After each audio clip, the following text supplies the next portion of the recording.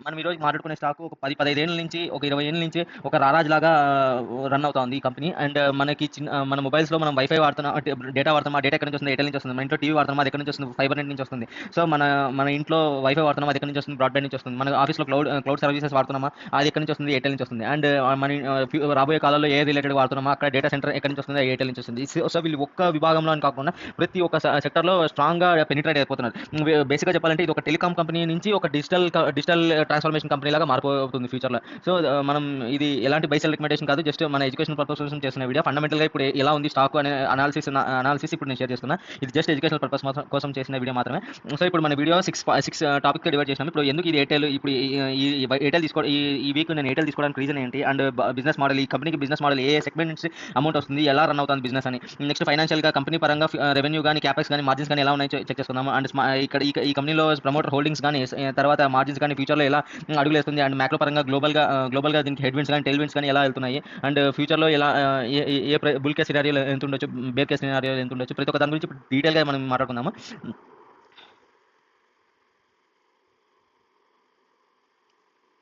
So, మనకి ముందుగా చూస్తే మనకి ఇక ఒక క్వార్టర్‌లో ఆల్మోస్ట్ 54,000 క్రోర్స్ రెవెన్యూ అయితే ఇది జనరేట్ చేస్తుంది. 54,000 క్రోర్స్ రెవెన్యూ జనరేట్ చేస్తుందంటే అది మామూలు విషయం కాదు. ఓన్లీ పెద్ద సంస్థలైన టాటా మోటార్స్ గాని, రిలయన్స్ గాని ఆ కంపెనీకి చెందిన కంపెనీ అని చెప్పుకోవచ్చు. అంత పెద్ద బిజినెస్ 3 మంత్స్‌లో 54,000 క్రోర్స్ రెవెన్యూ జనరేట్ చేసేదంటే కంపెనీ అంటేనే అది మామూలు విషయం అయితే కాదు. సో, ఇక్కడ నెక్స్ట్ పాయింట్ 259 ఏఆర్‌పియు వాల్యూ అంటారు. ఈ ఈ ఈ ఇలాంటి కంపెనీస్ మనకి గ్రోత్ ఎలా విజిబిలిటీ కనిపిస్తుందంటే ఏఆర్‌పియు బేస్ చేసుకొని కనిపిస్తుంది. సో, ఇప్పుడు మనకి ఏఆర్‌పియు అంటే ఒక టోటల్‌గా మనకి వస్తుండే revenue divided by number of customers. Revenue divided by number of customers. So, ఇప్పుడు ఇది ఏఆర్‌పియు అనేది ఎంత ఎక్కువ ఉంటే అంత మంచిది. సో, ప్రెజెంట్ అనేది వాళ్ళు దీని గురించి ఇప్పుడు మాట్లాడుకుందాం. వాళ్ళు ఇస్తుండే టార్గెట్‌లేమి, ఎంతవరకు మనకు అవకాశం ఉంది ఇంకా పెరిగేకి అని చెప్పి మనం మాట్లాడుకుందాం ప్రతి ఒక్క దాని గురించి. అండ్ ఇప్పుడు ప్రెజెంట్ ఈ ఎయిర్టెల్ అనేది ప్రతి ఒక్క సిటీస్‌లో గాని డీప్‌గా పెనిట్రేట్ అయిపోతుంది. సో, మనకు మనం ఈ కంపెనీ గురించి ఏం తెలుసుకోవాలి? ఫ్యూచర్‌లో మనకి ఇంకా ఇక్కడ ఏమైనా ఛాన్స్ ఉందా? అండ్ ప్రైస్ హైక్ అయ్యే అవకాశాలు ఉన్నాయా? అని చెప్పి ప్రతి ఒక్క దాని గురించి ఇప్పుడు డీటెయిల్‌గా ఎక్స్‌ప్లెయిన్ చేసుకుందాము. సో, ఇది మనకి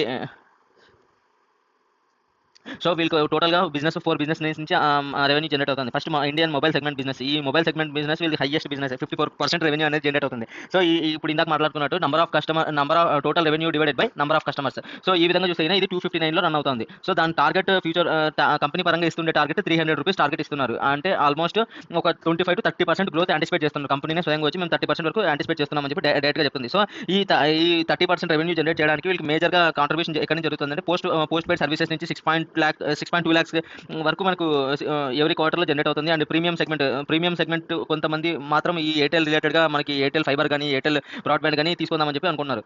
సో, చాలా మందికి తెలియని విషయం ఏంటంటే మనకి ఎయిర్టెల్ యావరేజ్‌గా పోస్ట్ పెయిడ్ కస్టమర్స్ జియోతో పోలిస్తే ఎయిర్టెల్‌లో చాలా డబుల్‌గా రన్ అవుతున్నారు. డబుల్‌గా ఉన్నారు ఇక్కడ మనకి ఎయిర్టెల్. నెక్స్ట్ హోమ్ పరంగా చూస్తే ఇది 4% కాంట్రిబ్యూషన్ ఉంది. ఇక్కడ ఇంకొక ఫ్యాక్ట్ చెప్తాను చూడండి. ఈ హోమ్ పరంగా బ్రాడ్‌బ్యాండ్ వాడుకుంటాం. ఫైబర్ నెట్ వాడతాం. సో, ఇక్కడ ఈ సెగ్మెంట్‌లో ఇది ఒక నీచ్ సెగ్మెంట్ లాగా అని చెప్పొచ్చు. ఎందుకంటే ఈ సెగ్మెంట్‌లో ఒకసారి ఒక హోమ్‌లో పెట్టించుకున్న తర్వాత 5-6 ఇయర్స్ వరకు వాళ్ళు చేంజ్ చేసుకుందాం అనుకోరు. అన్నెసరీగా చార్జెస్ వేస్ట్ అవుతాయని చెప్పి ఉద్దేశంతో సో, మనకు ఈ సెగ్మెంట్‌లో ఎవరైనా గాని ఎయిర్టెల్ ఇన్‌స్టాల్ చేసుకున్నా కూడా మొబైల్స్ గాని, వైఫై గాని, బ్రాడ్‌బ్యాండ్ గాని సో, ఇక్కడ ఈ సెగ్మెంట్‌లో మనకేమవుతుంది రికరింగ్ రెవెన్యూ అనేది ఖచ్చితంగా జనరేట్ అవుతది. మనకి 5-6 ఇయర్స్ వరకు ఖచ్చితంగా మనం ఒక కాన్స్టెంట్ రెవెన్యూ అనేది మనం యాంటిసిపేట్ చేసుకోవచ్చు ఈ సెగ్మెంట్‌లో. సో, Q3 FY26లో ఏమైందంటే లైఫ్ టైమ్ హైలో 11.59 లాక్స్ హోమ్ అడిషన్స్ అయితే తీసుకున్నారు. ఆల్మోస్ట్ ప్రతి ఒక్క సో, ఇక్కడ అందులోనూ రెవెన్యూ పరంగా చూస్తే 2,000 క్రోర్స్ అనేది క్వార్టర్లీగా మనకి రన్ అవుతా ఉంది. ఈ సెగ్మెంట్‌లో బ్రాడ్‌బ్యాండ్ కవరేజ్ ఉంది. తర్వాత ఐపీటీవీ ఉంది. తర్వాత ఫైబర్ నెట్ ఉంది. అండ్ చాలా చాలా ఎక్విప్‌మెంట్స్ ఉన్నాయి ఈ ఏరియాలో హోమ్ రిలేటెడ్ గాని. తర్వాత నెక్స్ట్ వచ్చేసేసి బిజినెస్ పరంగా చూస్తేనే ఇది ఒక బీ2బీ సెగ్మెంట్ కూడా ఇక్కడ స్ట్రాంగ్ గ్రోత్ మనం యాంటిసిపేట్ చేసే అవకాశాలు ఉన్నాయి ఫ్యూచర్‌లో. సో, ఫస్ట్ మనకి ఇయర్ ఆన్ ఇయర్ గ్రోత్ పరంగా చూస్తే 18% గ్రోత్ అనేది మనకు కనిపిస్తుంది. ఇది ఒక ఫాస్ట్ యాక్సిలరేటింగ్ ఇంజిన్ లాగా చెప్పుకోవచ్చు. మనకి ఉండే 4 వర్టికల్స్‌లో ఈ వర్టికల్.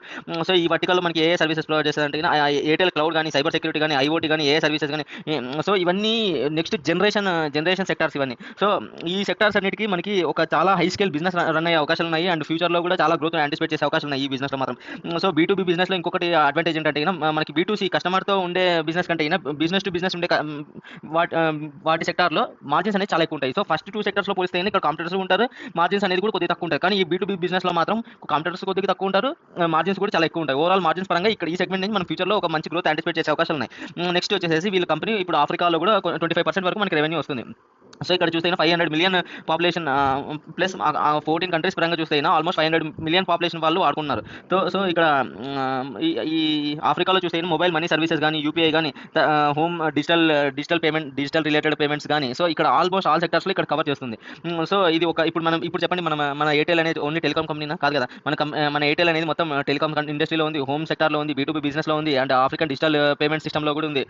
సో ఇక్కడ ఆల్మోస్ట్ అన్ని సెక్టార్స్ని ఇక్కడ కవర్ చేస్తుంది. ఇప్పుడు మనం ఈ కంపెనీ డిజిటల్ ఇన్ఫ్రాస్ట్రక్చర్ కంపెనీ అని కూడా అనొచ్చు ఫ్యూచర్లో.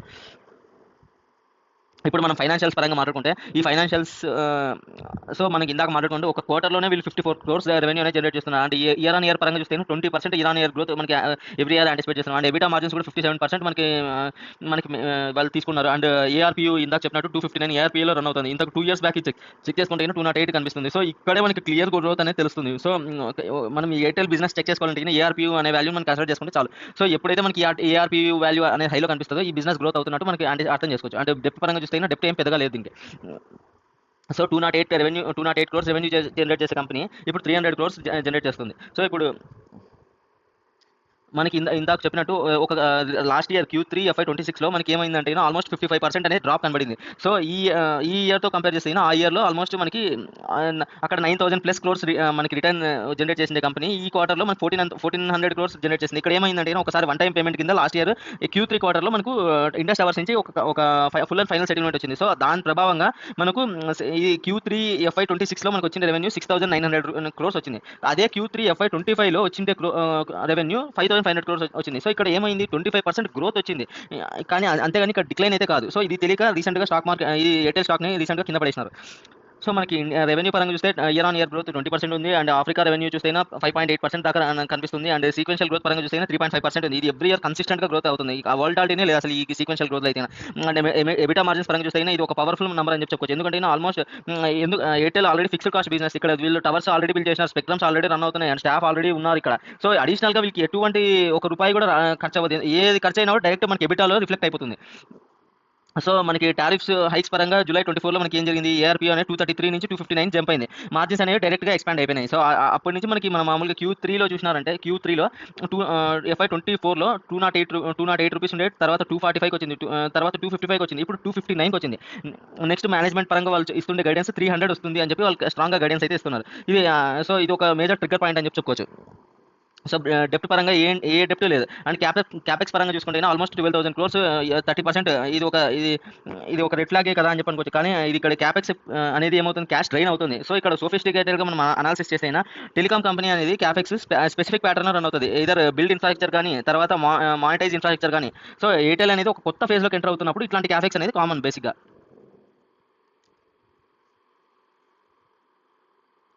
ఇక ఒక సింపుల్ ఎగ్జాంపుల్ చెప్తానండి. సో ఈ 5G రాకముందు మనకి 5G క్యాపెక్స్ అనేది పెరిగిపోయింది.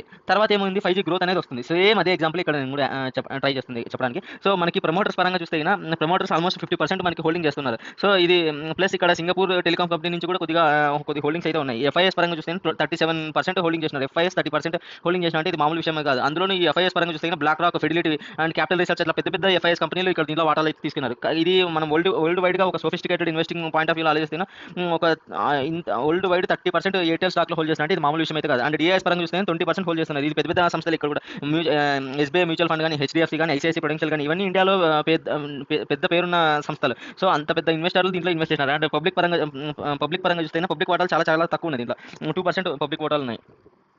అండ్ రీసెంట్గా ప్రమోటర్స్ ఏం చేసినారంటే ఆల్మోస్ట్ ఒక 0.5% 7,200 crores ఇక్కడ ఎస్ఎల్ అయితే చేసినారు.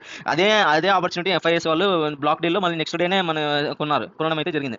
సో ఇక్కడ పోర్ట్ఫోలియో రీబ్యాలెన్సింగ్ కోసం కూడా కొన్ని సందర్భాల్లో మన ప్రమోటర్స్ అనేది ఇలాంటివి చేయొచ్చు. అది ఒక నెగిటివ్ ఫ్లాగ్ అయితే మనం కన్సిడర్ చేసే అవసరం ఏం లేదు. సో ఇప్పుడు మన PE పరంగా చూస్తే 106 PE మల్టిపుల్ రన్ అవుతుంది. ఇది చాలా హైయెస్ట్ PE అని చెప్పొచ్చు. సో మనం ఫ్యూచర్ ఫార్వర్డ్ PE ప్రకారంగా చెక్ చేస్తే ఎర్నింగ్స్ అనేది ఎవ్రీ ఇయర్ 25 to 30% గ్రో అవుతున్నాయి. కాబట్టి ఇది నార్మల్ అని చెప్పొచ్చు. కన్సిస్టెంట్గా గ్రో చేస్తూ ఉన్నారు వాళ్ళు గ్రోత్ అనేది. అండ్ మనకి PE పరంగా చూస్తే ఎర్నింగ్స్ అనేది మనకి లో బేస్లోనే ఉంది. ఎయిర్టెల్ పరంగా ఏమవుతుంది, ఇంట్రెస్ట్ కాస్ట్ పెరిగిపోతుంది. అండ్ డిప్రిషియేషన్ క్యాపెక్స్ కూడా ఎక్కువ జరుగుతుంది. తర్వాత డెప్ట్ రెడ్యూస్ అవుతుంది. అండ్ ఇంట్రెస్ట్ కాస్ట్ ఫెయిల్ అయిపోతాయి. అండ్ PE పరంగా చూస్తే కొద్దిగా తగ్గే అవకాశాలు ఉన్నాయి. సో ఇవి ఎబిటా అనేది 14% అనేది ఇది ఒక మంచిది అని చెప్పొచ్చు. ఇది బేసిక్గా మనం మోనోపోలీ బిజినెస్ అని చెప్పలేము, కానీ డ్యూలోపోలీ బిజినెస్ అని చెప్తాం. ఎందుకంటే ఇక్కడ మనకి డ్యూయల్ కాంపిటేటర్స్ ఉన్నాయి. ఒకటి జియో కానీ, ఒకటి ఎయిర్టెల్ కానీ. దాని గురించి కొద్దిసేపులో మాట్లాడుకుందాము. సో ఇప్పుడు మనం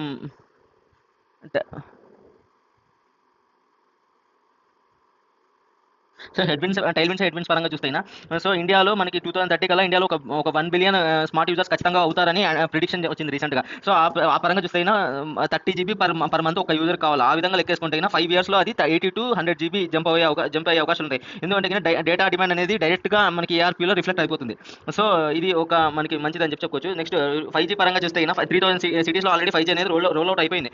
సో ఇప్పుడు 5G పరంగా ఎక్స్ట్రా రెవెన్యూ అనేది ఇంకా వచ్చే అవకాశాలు మనకి చాలా కనిపిస్తున్నాయి. ఎందుకంటే ఫిక్స్డ్ వైర్లెస్ యాక్సెస్ కానీ, ఎంటర్ప్రైజ్ కనెక్టివిటీ కానీ, ఐఓటీ గేమింగ్ కానీ, ఈ సెక్టార్లో అనేది మనకి 5G అనేది కన్సంప్షన్ అనేది చాలా ఎక్కువ పెరిగే అవకాశాలు ఉన్నాయి. అండ్ నెక్స్ట్ టారిఫ్స్ పరంగా చూస్తే ఇక్కడ మనకు రెండు కంపెనీలు ఉన్నాయి.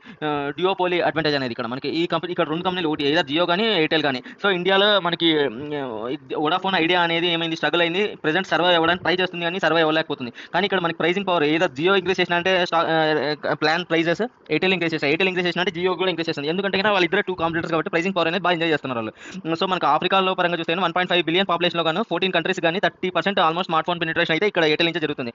మొబైల్ సర్వీసెస్ కానీ, యూపీఐ పేమెంట్స్ కానీ, హోమ్ గ్రోన్ డేటా స్టేక్ కానీ, ఇవన్నీ టెక్ వరల్డ్లో వాడతారు ఇవన్నీ. సో ఇక్కడ ఈ సెక్టార్లో నుంచి వాళ్ళు వాడుకున్నారు. అండ్ డేటా సెంటర్ పరంగా చూస్తే 8,000 crores ఇన్వెస్ట్మెంట్ అనేది జరుగుతుంది. ప్లస్ గూగుల్ ఏ హబ్ తో కొలాబరేషన్ చేసేసి ఇండియాలో ఆల్మోస్ట్ మనకి 30% గ్రోత్ అనేది మనకి సిఏజీఆర్తో పెరుగుతుందని చెప్పి వాళ్ళు డైరెక్ట్గా చెప్తున్నారు. Airtel is positioning it self as hyper scale and infrastructure partner లాగా కన్సిడర్ అయ్యే అవకాశాలు ఉన్నాయి. నెక్స్ట్ రిస్క్ పరంగా చూస్తే ఇప్పుడు జియో అనేది మనకి 99% ప్రతి ఒక్క డిస్ట్రిక్ట్లో ఆల్రెడీ ఉంది. ఇప్పుడు ఎయిర్టెల్ అనేది 3000+ సిటీస్లో పెరుగుతుంది. ఇంకా స్లోగా ఎక్కువ పెంచుకుంటూ వెళ్ళిపోతుంది. ఇప్పుడు అదే టైంలో ఇప్పుడు జియో అనేది రూరల్ ఏరియాస్లో కానీ పెనిట్రేట్ అయిపోయిందంటే అప్పుడు ఎయిర్టెల్ సబ్స్క్రైబర్స్ అనేది కొద్దిగా మూవ్ అయ్యే అవకాశాలు ఉన్నాయి. సెకండ్ వచ్చేసి వోడాఫోన్ ఐడియాకి గవర్నమెంట్ నుంచి చాలా ఎంకరేజ్మెంట్ జరుగుతుంది రీసెంట్గా అయితే మనం చెక్ చేసినప్పుడు. సో ఇప్పుడు గవర్నమెంట్ ఇప్పుడు వోడాఫోన్ ఐడియా ఇప్పుడు స్ట్రగుల్ అయ్యేది గవర్నమెంట్ నుంచి ఏదైనా పుష్ వచ్చేసి మెర్జర్ కానీ, ఏదైనా థర్డ్ పార్టీ ఒక కాంపిటేటర్ ఒక స్ట్రాంగ్గా లాంచ్ అయింది అనుకోండి, అప్పుడు ఆ ప్రైసింగ్ పవర్ అనేది మనం మిస్ అయిపోతాం ఇక్కడ.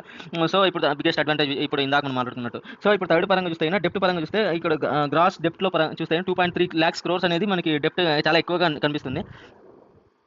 సో రెగ్యులేటరీ రిస్క్ పరంగా చూస్తే స్పెక్ట్రమ్ ఆడిట్ కాస్ట్ అనేది మ్యాసివ్గా పెరిగే అవకాశం ఉన్నాయి. ఏజీఆర్ డ్యూస్ అనేది సుప్రీంకోర్టు నుంచి ఆర్డర్ రావాల్సింది. అండ్ టారిఫ్స్ వల్ల కూడా కొద్దిగా పొటెన్షియల్గా ప్రాబ్లం వచ్చే అవకాశాలు కనిపిస్తున్నాయి. సో నెక్స్ట్ మనకి 4 ట్రిగ్గర్ పాయింట్స్ గురించి మనం మాట్లాడుకుందాము. సో ఇప్పుడు ఫస్ట్ ట్రిగ్గర్ పాయింట్ ఏంటి, ఏఆర్పియు అనేది కంపెనీ పరంగా స్వయంగా వచ్చి మేము 300 crores ఏఆర్పియు జనరేట్ చేయగలము అని చెప్పి వాళ్ళే స్వయంగా వచ్చి చెప్తున్నారు.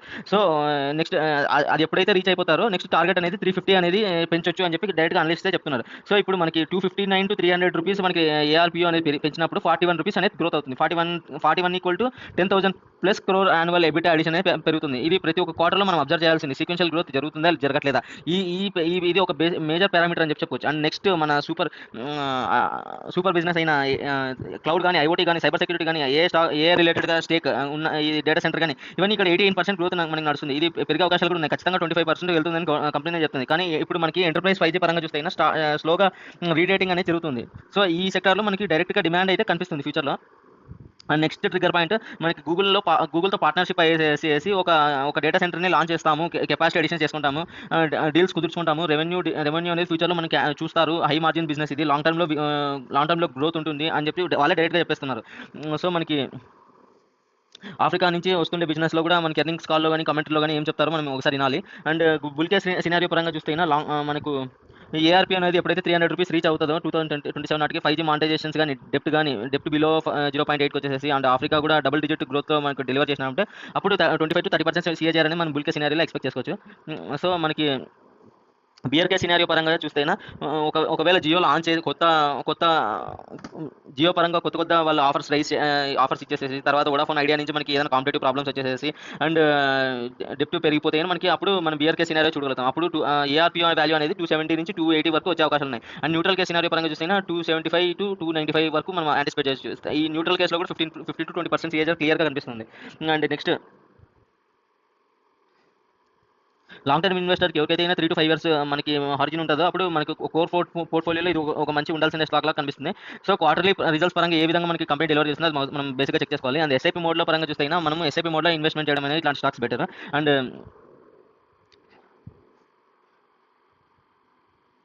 యా ఇదేనండి. ఇప్పుడు మనకి ఈ కంపెనీ పరంగా చూస్తే మనకి ఆల్మోస్ట్ ఫోర్ పెద్ద సంస్థలైన ఐసిఐసి డైరెక్ట్ కానీ, కొటాక్ ఇన్స్టిట్యూట్ కానీ వాళ్ళందరూ ఆల్మోస్ట్ 2,500 rupees టార్గెట్ ఇచ్చినారు. ఇక్కడ నుంచి 30% గ్రోత్ ఉండొచ్చు అని చెప్పి వాళ్ళు డైరెక్ట్గా చెప్తున్నారు 1 year లోపల. అండ్ ఇది కంపెనీ కాన్ఫరెన్స్ కాల్ మీటింగ్ ఇది. సో వీళ్ళు చెప్తుండే దాని ప్రకారంగా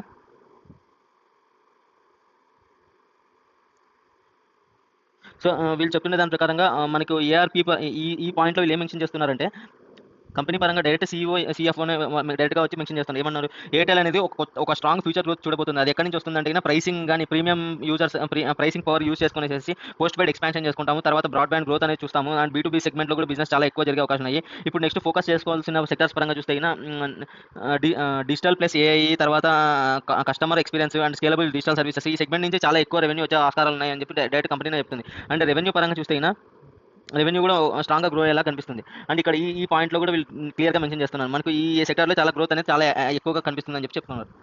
సో ఇదేనండి ఈ మన వీడియో కానీ మీకు ఇన్ఫర్మేటివ్గా అనిపిస్తే లైక్ చేసి, షేర్ చేసి, సబ్స్క్రైబ్ చేసుకోండి. అండ్ మీరు ఏదైనా స్టాక్ గురించి తెలుసుకుందాం అనుకున్నారో ఆ స్టాక్ నేమ్ కామెంట్లో రాయండి. అండ్ ఇంతేనండి. Thank you. జై హింద్.